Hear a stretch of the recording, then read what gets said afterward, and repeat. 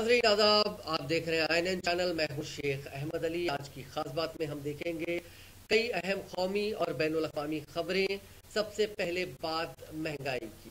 आम आदमी को अप्रैल में महंगाई के मोर्चे पर झटका लगा है। खाने पीने के सामान से लेकर तेल के दाम बढ़ने से महंगाई 8 साल के पीक पर पहुंच गई है। जुमेरात को जारी किए गए सरकारी आंकड़ों के मुताबिक कंज्यूमर प्राइस इंडेक्स यानी CPI पर मबनी रिटेल महंगाई दर अप्रैल में बढ़कर 7.79% हो गई। मई 2014 में महंगाई 8.32% थी। ये लगातार चौथा महीना है जब महंगाई की शरह RBI की 6% की ऊपरी लिमिट को पार कर रही है। फरवरी 2022 में रिटेल महंगाई की शरह 6.07 यानी 6.07%, जनवरी में 6.01% और मार्च में 6.95% दर्ज की गई थी। एक साल पहले अप्रैल 2021 में रिटेल महंगाई की शरह 4.23% 4.23% थी। बीते दिनों रिजर्व बैंक ने इस माली साल की अपनी पहली मॉनेटरी पॉलिसी मीटिंग के बाद महंगाई के अंदाजे को बढ़ाते हुए पहली तिमाही में 6.3%, दूसरी में 5%, तीसरी में 5.4% और चौथी में 5.1% कर दिया था। इसके बाद इमरजेंसी मॉनेटरी पॉलिसी मीटिंग में महंगाई की तशवीश की वजह से ब्याज दरों को 0.4% बढ़ाने का फैसला लिया गया था।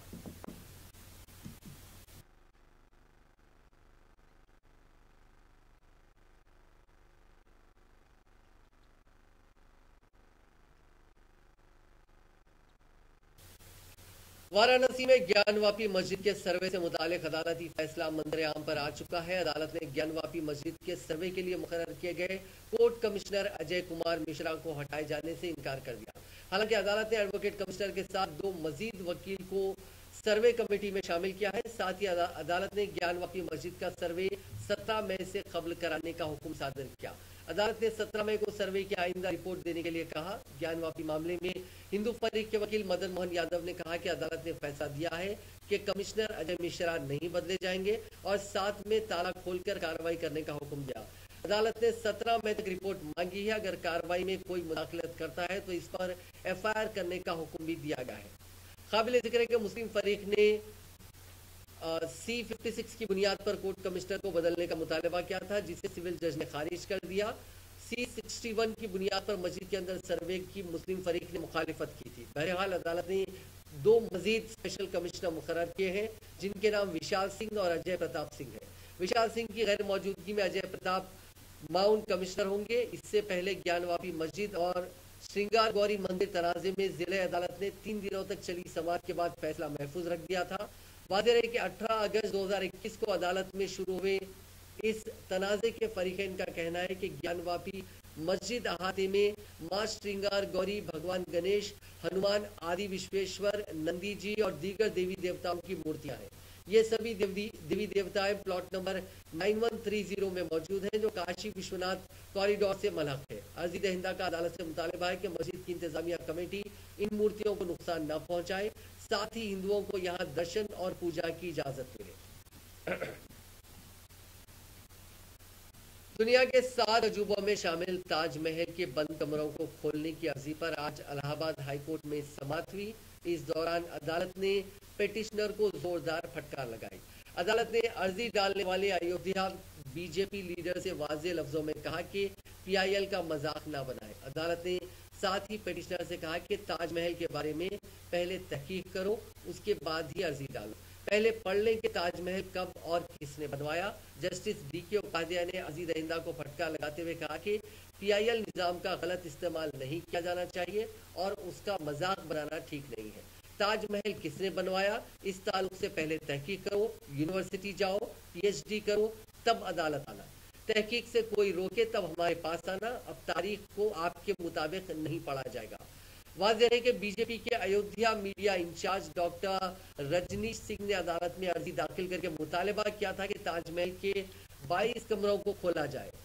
अर्जी में कमरों में बंद राज को दुनिया के सामने लाने के लिए उसे खोलने की गुजारिश की गई। अर्जी दहिंदा रजनीश ने कहा कि हिंदू मजहबी पेशवा और हिंदू तंजीम जहां ताजमहल को भगवान शिव का मंदिर बताते हैं, वहीं मुस्लिम उसे इबादत गाह बता रहे हैं। इस तनाज़े को खत्म करने के लिए ही मैंने हाई कोर्ट में अर्जी दाखिल कर ताजमहल में बंद कमरों को खोलने की और उसकी वीडियोग्राफी करने का मुतालबा किया था। उत्तर प्रदेश के मदरसों में अब पढ़ाई से पहले कौमी तराना पढ़ना जरूरी कर दिया गया है। यूपी मदरसा बोर्ड ने इसका हुक्म जारी कर दिया है। ये हुक्म जो रिकग्नाइज मदरसे हैं, इसके अलावा दीगर सभी मदारिस में ये लागू होगा। क्लास शुरू होने से पहले सुबह के प्रेयर्स के वक्त ये कौमी तराना जनगणमना गाना होगा। रमजान और ईद की छुट्टियों के बाद जुमेरात यानी आज से सभी मदरसे खुल चुके हैं। 14 मई से मदरसों में बोर्ड के इम्तिहान शुरू हो रहे हैं। यूपी के माइनॉरिटी वेलफेयर मिनिस्टर दानिश आजाद ने कहा कि जब तुलबा मदरसे में कौमी तराना गाएंगे तो समाज को वो समझने में उन्हें मदद मिलेगी। मदरसा तालीम को फरोग देता है और हुकूमत इस सिलसिले में अपना काम कर रही है। कर्नाटक के वजीर दाखिला आरोग्य ज्ञानेंद्र ने बताया कि कर्नाटक का काबीना से तब्दीली मजहब की रोकथाम से मुताल्लिक बिल मंजूर कर लिया गया है। उन्होंने कहा कि इसे असेंबली के आइंदा इजलास में पेश किया जाएगा। उस वक्त तक ऑर्डिनेंस नाफिजुल अमल होगा।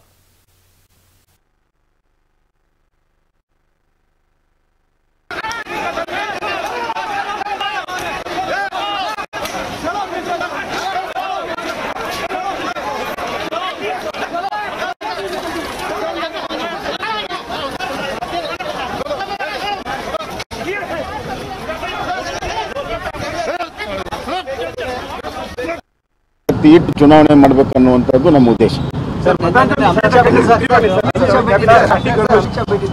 ಆಂಟಿ ಕನ್ವರ್ಷನ್ದು ನಾವು ಈಗ ಕೌನ್ಸಿಲು ಅದು ಅಸೆಂಬ್ಲಿ ರೋಗ್ ಆಗಿದ್ದರಿಂದ ಅದನ್ನು ಆರ್ಡಿನೆನ್ಸ್ ಮುಖಾಂತರ ತರುವಂಥದ್ದಕ್ಕೆ ಇವತ್ತು ಕ್ಯಾಬಿನೆಟ್ನಲ್ಲಿ ನಡೆಸ್ತಾರೆ. ಇಟ್ಟು ಚುನಾವಣೆ ಮಾಡಬೇಕನ್ನುವಂಥದ್ದು ನಮ್ಮ ಉದ್ದೇಶ. ಆಂಟಿ ಕನ್ವರ್ಷನ್ದು ನಾವು एमसीडी का बुलडोजर आज दिल्ली के मदनपुर खादर में चला। यहां टीम ने एनक्रोचमेंट्स माफ कीजिएगा गैर कानूनी तरीके से बनी एक 3 मंजिला इमारत को डिमोलिश किया। इससे गुस्साए लोगों ने एमसीडी की टीम पर पथराव कर दिया। इसमें कई मुलाजिमीन और पुलिस वाले जख्मी हुए। एमसीडी की कार्रवाई की मुखालिफत करने पहुंचे आम आदमी पार्टी के एमएलए अमानतुल्लाह खान को पुलिस ने हिरासत में ले लिया। दिल्ली में एनक्रोचमेंट्स के खिलाफ एमसीडी का बुलडोजर चल रहा है। एमसीडी की टीम आज अमर कॉलोनी, ईस्ट कैलाश, रोहिणी इलाकों में पहुंची। भारी तादाद में सीआरपीएफ और पुलिस के जवान एमसीडी की टीम के साथ पहुंचे। इस बीच आम आदमी पार्टी के एमएलए अमानतुल्लाह खान मदनपुर खादर में बुलडोजर रोकने के लिए पहुंच गए। मदनपुर खादर में बुलडोजर को देखते ही मुखालिफत शुरू हो गई। लोगों का कहना है कि अचानक ये कार्रवाई की जा रही है। एमसीडी की टीम ने वहां 3 मंजिला इमारत को गिरा दिया। ये बिल्डिंग 1 साल पहले ही बनी थी।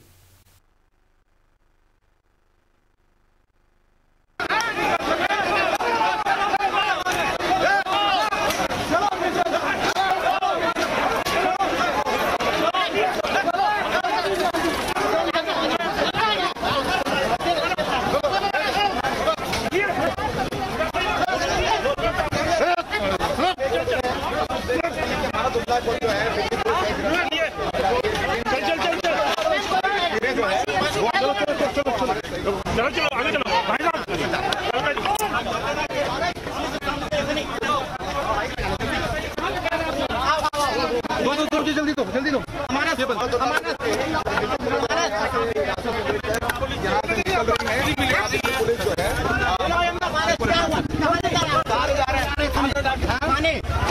क्या बोल रहे हैं आपको क्या कह रहे हैं किस आपको गिरफ्तार कर रहे हैं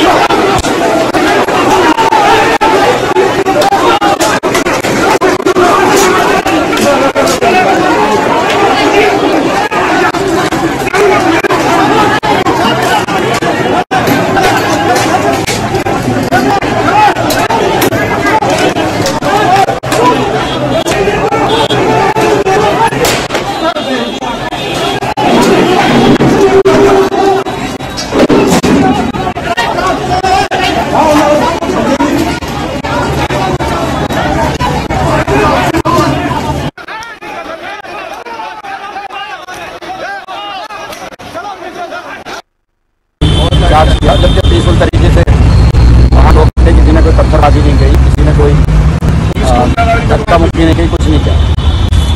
तो ये सर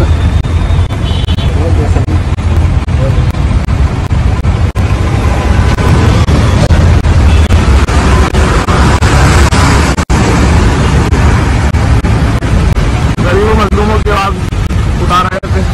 मेरी पुलिस को बुरा लगा, भाजपा को बुरा लगा और अरेस्ट करके अब पता नहीं कहाँ लेके जा रहे हैं, प्लीज बता नहीं मुझे। अभी हम औरंगाबाद की तरफ कोकला मोड़ पर है, पुलिस चक्कर पर। पुलिस को नहीं मालूम कहाँ लेकर जा रहे हैं, बता दीजिए पुलिस कहाँ लेकर जा रहे हैं।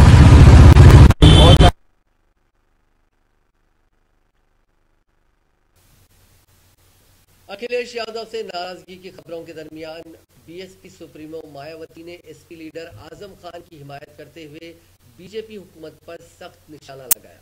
मायावती ने कहा कि यूपी और दीगर बीजेपी की हुकूमत वाली रियासतों में कांग्रेस की तरह गरीबों, दलितों, कबायलियों और मुसलमानों को मजालिम, ज्यादतियों और खौफ का निशाना बनाकर उन्हें हरासा किया जा रहा है। मायावती ने रामपुर के एमएलए और एसपी का मजबूत मुस्लिम चेहरा माने जाने वाले आजम खान की हिमायत में ट्वीट किया। उन्होंने लिखा कि यूपी और दीगर बीजेपी की हुकूमत वाली रियासतों में भी कांग्रेस की तरह मजालिम ढाए जा रहे हैं। ये बहुत अफसोसनाक है, जबकि दूसरों के मामलात में उनकी मेहरबानियां जारी रहती है। मायावती ने कहा कि यूपी हुकूमत अपने मुखालिफिन के खिलाफ नफरत अंगेज और दहशतजदा करने की कार्रवाइयां कर रही है। सीनियर एमएलए मोहम्मद आजम खान को तकरीबन 2.5 साल से जेल में रखने का मामला खबरों में है, जो लोगों की नजरों में इंसाफ का गला घोटने के मुतरादिफ नहीं तो और क्या है। बीएसपी सुप्रीमो ने मजीद लिखा कि जिस तरह मुहाजिरीन समाज के मेहनतकश लोगों को तजावुजात के नाम पर खौफ और दहशत का निशाना बनाया जा रहा है, मुल्क की कई रियासतों में जिस तरह से बदनीयती पर मबनी रवैया अपनाकर उनकी रोजी रोटी छीनी जा रही है और बहुत से लोगों को परेशान किया जा रहा है, ये कई तरह के सवाल खड़े करता है जो इंतहाई फिक्र अंगेज भी है। वज़ीर आज़म नरेंद्र मोदी ने वीडियो कॉन्फ्रेंसिंग के जरिए गुजरात के भरूच में उत्कर्ष समारोह में हिस्सा लिया। उन्होंने सरकारी स्कीम से फायदा उठाने वालों से बातचीत की। इस दौरान एक बेनिफिशियरी से बात करते हुए वज़ीर आज़म जज्बाती हो गए। दरअसल पीएम ने सरकारी स्कीम्स के बेनिफिशियरीज में से एक अयूब पटेल नाम के शख्स से बात की। अयूब ने बताया कि वो सऊदी अरब में थे, वहां उन्होंने आई ड्रॉप डाला जिसका साइड इफेक्ट हुआ और उनकी आंखों की रोशनी धीरे धीरे जाती रही। इस दौरान उन्होंने अपनी बेटी के डॉक्टर बनने के ख्वाब के बारे में पीएम को बताया। मोदी ने बेटी से पूछा कि वो डॉक्टर क्यों बनना चाहती है। उसने बताया कि पापा की हालत देखकर ये फैसला लिया और वो रोने लगी। इसे देखकर वजीर आजम भी जज्बाती हो गए। इसके बाद पीएम मोदी ने मदद की पेशकश की।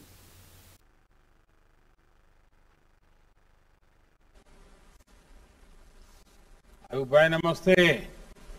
नमस्ते साहब, नमस्ते। अयूब भाई ક્યાંના છો મૂળ? મૂળ વાગરા ગામ છું સાહેબ। વાગરા તાલુકો? હાજી। અને શું ભણ્યા? હું ધોરણ 12 ભણેલું છું સાહેબ। 12 ભણ્યા છો? હાજી। તો જરા તમારા વિષયમાં बताओ અને આ યોજના શું છે અને યોજનાનો લાભ શું મળ્યો છે જરા કહો। હિન્દીમાં બોલશો તોય ચાલશો કે ટીવી વાળા બધા જોઈ રહ્યા છે દેશમાં, તો आप हिंदी भी बोल सकते हैं। अच्छा, तो मैं सर ब्लाइंड हूँ और राष्ट्रीय अंजन मंदिर में मानव सेवा दे रहा हूँ। देखिए आप ये मत कहिए कि आप ब्लाइंड है, आपको दिव्य दृष्टि है। Okay okay. और मेरे घर में 6 सदस्य है, 3 बेटी है और वाइफ है और मदर माता श्री है। आंखें बचपन से ही चली गई हैं क्या? हाँ जी सर, वो लास्ट 15 साल से। मैं सऊदी अरब गया था, वहाँ आंखों का ड्रॉप डाला था तो उसका मुझे आर असर हो गया, तो उसकी वजह से विजन लो हो गया। अभी डॉक्टर क्या कहते हैं? अभी उसका कोई उपाय नहीं है, ग्लूकोमा हो गया है, तो अभी जो थोड़ा कुछ बचा है 5% तो वो ठीक कर रहा है। और आपके बेटियों को पढ़ाते हो? हाँ, बेटियां पढ़ती है, एक 12 कक्षा में, एक 8वीं कक्षा में, एक पहली कक्षा में। और जो पहली कक्षा में जो लड़की अगले साल मैंने उसका भर्ती किया है, तो आरती के अनुसार उसका सिलेक्शन हो गया, तो उसका 1 से 8 साल तक सरकार उसको पढ़ाई कराएंगे। अरे वाह। और बाकी 2 बेटियां जो 12वीं वगैरह में पढ़ती हैं, उनका कैसा है? सीनियर तरीन इलेक्शन कमिश्नर राजीव कुमार को इलेक्शन कमीशन ऑफ इंडिया का नया चीफ इलेक्शन कमिश्नर मुकर्रर किया गया है। मरकजी वजारत कानून और इंसाफ ने जुमेरात को जारी एक रिलीज में ये इत्तला दी। वजारत ने बताया कि कुमार की तकर्री 15 मई से मुअस्सर होगी। वो सुबुकदोश होने वाले chief election commissioner Sushil Chandra की जगह लेंगे। चंद्रा की मुद्दत का 14 मई को खत्म हो रही है। राजस्थान के शहर उदयपुर में कांग्रेस की जानिब से चिंतन शिविर का इनेकाद किया जा रहा है। इस शिविर के ताल्लुक से बात करते हुए कांग्रेस के कौमी जनरल सेक्रेटरी रणदीप सिंह सुरजेवाला ने कहा कि उदयपुर से उम्मीदों का सूरज तुलू होगा। कांग्रेस का कहना है कि आज जब मुल्क जमहूरी, माशी और समाजी तब्दीली के दौर से गुजर रहा है तो हिंदुस्तान की आज़ादी के वतन से जन्म लेने वाली इंडियन नेशनल कांग्रेस एक बार फिर मुल्क को तरक्की और खुशहाली की राह पर लाने के लिए नए अज़ाइम पर गौर व फिक्र करेगी। सुरजेवाला ने कहा कि मुल्क की तवक्कुआत के मुताबिक कांग्रेस पार्टी आइंदा 13, 14 और 15 मई 2022 को उदयपुर में खुद पर गौर व खौज और खुद का मायना करेगी।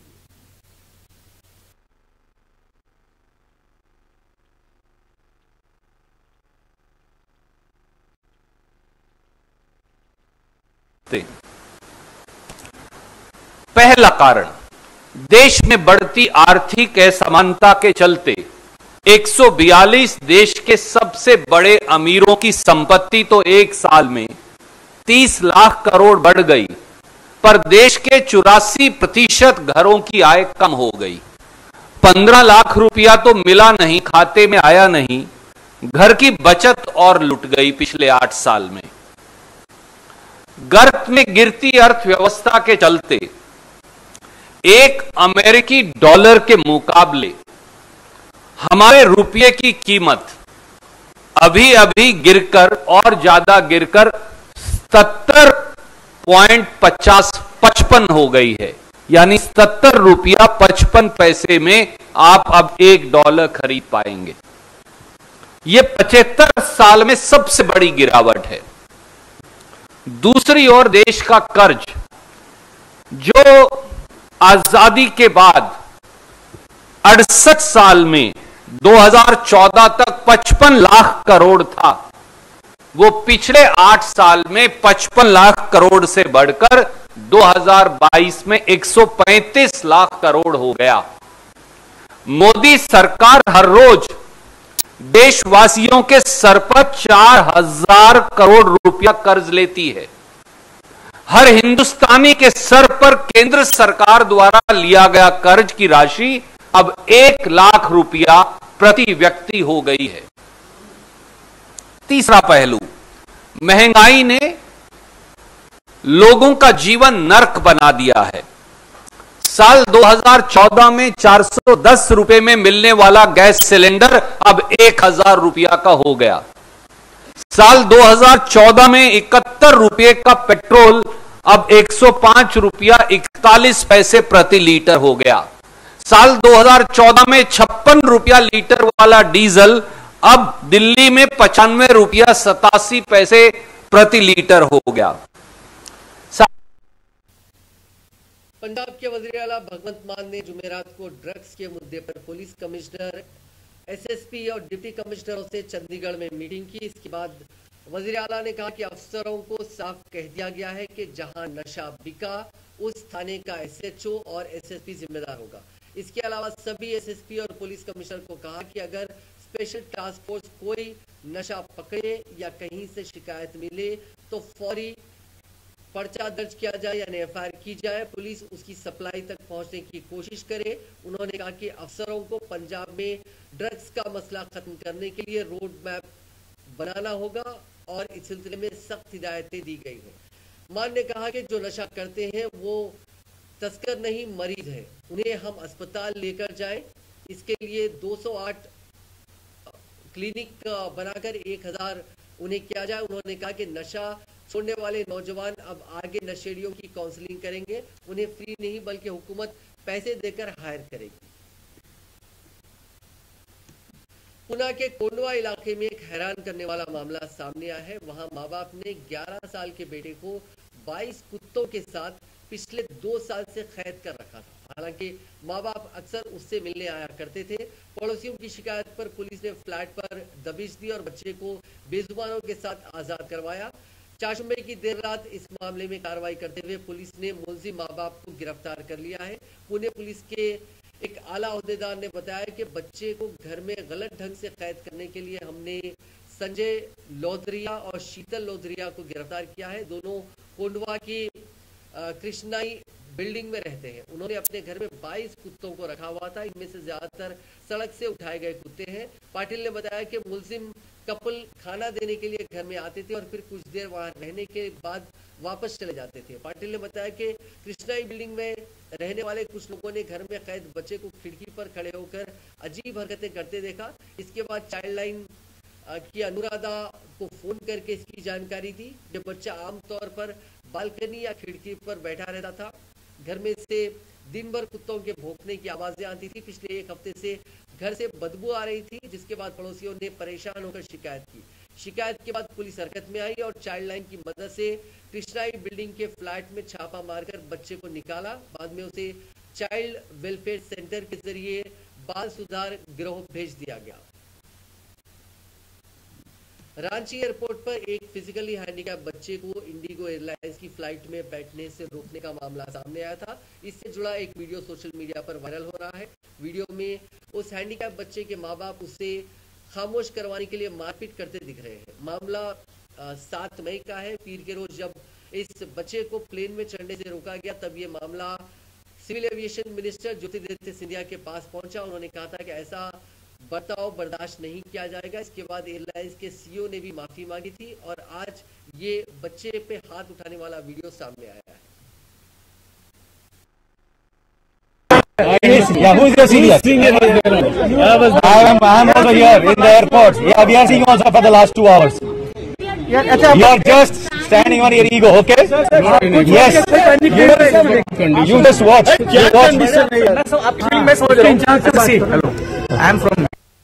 सर्च इंजन गूगल ने अपने गूगल ट्रांसलेट प्लेटफॉर्म में संस्कृत समेत 8 हिंदुस्तानी जबानों को शामिल किया है। सर्च इंजन कंपनी का कहना है कि गूगल ट्रांसलेट प्लेटफॉर्म में 30 करोड़ से ज्यादा अफराद के जरिए बोली जाने वाली 24 नई जबानों को शामिल किया गया है। बयान में कहा गया कि इनमें संस्कृत समेत शुमाली हिंदुस्तान में बोली जाने वाली मैथिली और भोजपुरी भी शामिल है। इसके अलावा आसामी, डोगरी, कोंकणी, मिजो और मोइतेरुन जो कि मणिपुरी को भी शामिल किया गया है। इन हिंदुस्तानी जबानों को शामिल करने के बाद गूगल ट्रांसलेट में हिंदुस्तानी जबानों की कुल तादाद 19 हो गई है। इनमें अफ्रीका में बोली जाने वाली नई जबानें लिंगला, टुई ऐसी 10 जबानें शामिल है। इसके अलावा नेपाली, फिजिन और दीगर जबानों को भी शामिल किया गया है। कंपनी जबान की रुकावटों को खत्म करने और दुनिया भर के कम्युनिटीज को आपस में जोड़ने में मदद की अपनी पॉलिसी को मद्देनजर रखते हुए अब वो इन जबानों पर तवज्जो मरकूज कर रहा है जिनकी ज्यादातर टेक्नोलॉजी में नुमाइंदगी नहीं की जाती। मुल्क में थोड़ी सी राहत के बाद चाशुंबे को डेली कोरोना मामलों में 26% और कोरोना से होने वाली अमवात में 44% का इजाफा दर्ज किया गया है। चाशुंबे को कोरोना के 2897 नए केसेस जबकि 54 अमवात दर्ज की गई। पीर के रोज 2228 केसेस आए थे और 10 अमवात हुई थी। इतवार के रोज 2893 नए केसेस मिले थे जबकि हफ्ते के रोज 3765 नए केसेस मिले थे। वजारत सेहत के मुताबिक डेली पॉजिटिविटी रेट 0.61% है और वीकली पॉजिटिविटी रेट 0.7% हो गया है। पिछले 24 घंटों में 2908 लोग कोरोना से रिकवर हुए, जिसके बाद ठीक होने वालों की तादाद 4,55,00,000 के पास पहुंच गई, जबकि मरने वालों की तादाद 5,24,000 के पास पहुंच गई है। शंघाई के फुडन यूनिवर्सिटी की एक स्टडी में पता चला है कि अगर चीन जीरो कोरोना पॉलिसी को छोड़ दे तो मुल्क में कोरोना की सुनामी आ सकती है। मुल्क में कोरोना के ओमिक्रॉन वेरिएंट को कंट्रोल करना मुश्किल हो जाएगा, जिससे वहां 16 लाख अमवात हो सकती है। जर्नल नेचर में पब्लिश पीयर रिव्यू स्टडी के मुताबिक चीन का मार्च में किया गया वैक्सीनेशन मुहिम कोरोना के ओमिक्रॉन वेरिएंट से आई लहर को रोकने के लिए जरूरी इम्यूनिटी बनाने के लिए काफी नहीं होगा। वहीं बुजुर्गों का कम वैक्सीनेशन होने और वहां कम असरदार मकामी वैक्सीन पर ही मुनस्सर होने की वजह से भी कोरोना के बढ़ने का खतरा बना रहेगा। स्टडी में सामने आया कि अगर चीनी हुकूमत कोरोना के चलते लगाए गए पाबंदियां हटाती हैं तो मुल्क में कोरोना के ओमिक्रॉन वेरिएंट से 10 करोड़ 12 लाख लोग मुतासिर हो सकते हैं। वहीं 51 लाख से ज्यादा लोगों को अस्पताल में भर्ती करने की नौबत आ सकती है और 16 लाख मरीजों की मौत हो सकती है। वज़ीर-ए-आज़म नरेंद्र मोदी ने आज कोविड-19 ग्लोबल वर्चुअल समिट में हिस्सा लिया। अमेरिकी सदर जो बाइडेन और दुनिया के कई दीगर ममालिक के सरबराहान इस समिट में हिस्सा ले रहे हैं। पहली कोविड-19 ग्लोबल वर्चुअल समिट सितंबर 2021 में हुई थी और तब भी बाइडेन की गुजारिश पर मोदी इसमें शामिल हुए थे। Open societies. In India, we adopted a people-centric strategy against the pandemic. We have made the highest ever allocation to our annual healthcare budget. Our vaccination program is the largest in the world. We have fully vaccinated almost 90% of the adult population and more than 50 million children. India manufactures 4 WHO approved vaccines and has the capacity to produce 5 billion doses this year. We supplied over 200 million doses to 98 countries bilaterally and through COVAX. India has developed low-cost COVID mitigation technologies for testing, treating, and data management. We have offered these capabilities to other countries. India's Genomics Consortium has contributed significantly to the global database on the virus. I am happy to social media के platforms पर एक video को share किया जा रहा है जिसमें एक शख्स की 37वीं शादी होने का दावा किया जा रहा है। ट्विटर पर इस वीडियो को एक आईपीएस अफसर ने शेयर किया है। आज के ज़माने में तमाम लोग ऐसे हैं जिनकी एक शादी भी नहीं हो पा रही है, अगर हो भी जाती है तो रिश्ता निभाने में भी जद्दोजहद करनी पड़ती है। ऐसे वक्त में एक साथ 29 बीवियां रखने वाला एक शख्स ऐसा भी है जो 37वीं शादी कर चुका है। साल 2021 में 37वीं शादी करने वाले इस शख्स का वीडियो बना तो वो सोशल मीडिया पर वायरल हो गया। ये देखकर लोग हैरत में पड़ गए कि दुनिया में ऐसा भी हो सकता है। अब ये वीडियो एक बार फिर से वायरल हो रहा है। इस पर लोग तरह तरह से अपने रद्द-ए-अमल दे रहे हैं। सोशल मीडिया प्लेटफॉर्म पर इस वीडियो को एक बार फिर से शेयर किया जा रहा है। बता दें कि आईपीएस ऑफिसर रुपिन शर्मा ने ट्विटर पर इस वीडियो को जून 2021 में शेयर किया था। उस दौरान वीडियो शेयर करते हुए उन्होंने लिखा था कि 28 बीवियां, 135 बच्चे और 126 पोते पोतियों के सामने 37वीं बार ये शख्स शादी कर रहा है। काफी बहादुर है ये आदमी। ऐसा कहा जा रहा है कि ये बुजुर्ग 37वीं बार दूल्हा बना है। ये वीडियो कब और कहां शूट किया गया इसकी जानकारी नहीं है, लेकिन सोशल मीडिया पर ये फिर से वायरल हो रहा है। रानिल विक्रमासिंघे श्रीलंका के नए वजीर आजम बन गए हैं। सदर गोटबाया राजपक्षे ने जुमेरात को उन्हें यूनिटी गवर्नमेंट के वजीर आजम के तौर पर ओहदे और राजदारी का हलफ दिलाया। वो पहले भी 5 बार वजीर आजम रह चुके हैं। 73 साल के रानिल को मुल्क का सबसे अच्छा पॉलिटिकल एडमिनिस्ट्रेटर और अमेरिका का हामी माना जाता है। दूसरी तरफ एक अहम पॉलिटिकल डेवलपमेंट के तहत साबिक वजीर आजम महिंद्रा राजपक्षे और उनके 8 करीबी साथियों के मुल्क छोड़ने पर एक अदालत ने रोक लगा दी है। बताया गया कि इन सभी के पासपोर्ट जब्त किए गए हैं।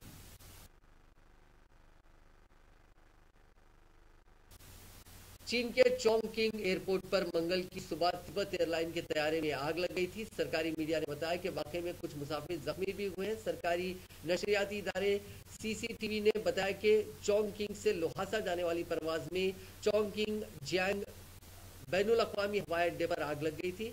पीपल्स डेली ने एयरलाइंस के हवाले से बताया कि तमाम 113 मुसाफिरीन और अमले के 9 अरकान को बाहिफाजत निकाल लिया गया। मामूली जख्मियों को अस्पताल ले जाया गया।